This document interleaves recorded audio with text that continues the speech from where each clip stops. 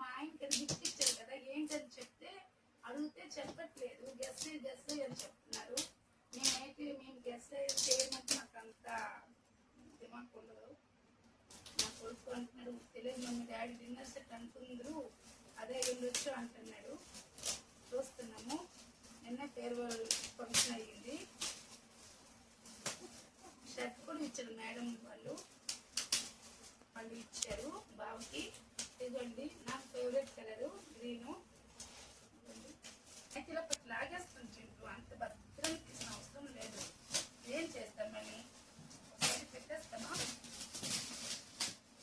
మా ఆయన లేదు కాబట్టి ఇప్పుడు నేనైతే ఇది నిన్నటి నుండి ఓపెన్ చేయమంటున్నారండి. మేము ఓపెన్ చేయట్లేదు, ఎందుకంటే వీడియో చేసి చూపించాలనేసి. అలాగే మీరందరూ నా ఫ్రెండ్సే కదా, అన్నీ షేర్ చేస్తుంటాను కదా మీకు.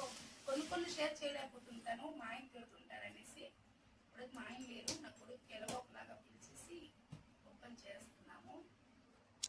మరి కొంచెం అయిపోతే ఓపెన్ అయిపోతుంది, చూస్తూనే ఉండండి. ఏంటి నాతో పాటు మీరు కూడా చూడండి, గెస్ చేయండి.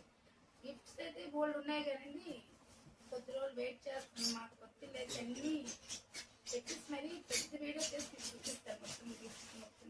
మా ఆయన ఇదిగో అండి డిన్నర్ సెట్ అనుకున్నాము, అదే అయింది. నేనైతే గెస్ చేయలేదు, మా ఆయన అయితే నిన్న అంటుండ్రు డిన్నర్ సెట్ అయ్యి ఉండొచ్చు అనేసి. అండి డిన్నర్ సెట్ నేను కాదు ఇంకేదైనా అయ్యి ఉండొచ్చు అన్నాను.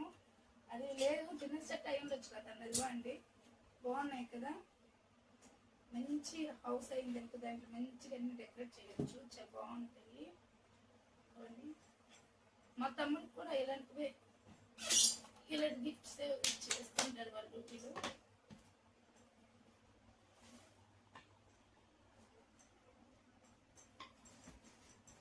అంతేనండి, ఇది ఖాళీ ఈ డబ్బా, దీంట్లో మరి ఏం లేదు. లేదు చింటూ పెద్ద బోర్డుతో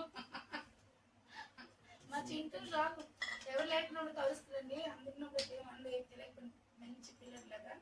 లేకపోతే వీళ్ళన్నయ్య వీళ్ళ డాడీ వీళ్ళు ముగ్గురిది ఒక మాట, నా దగ్గర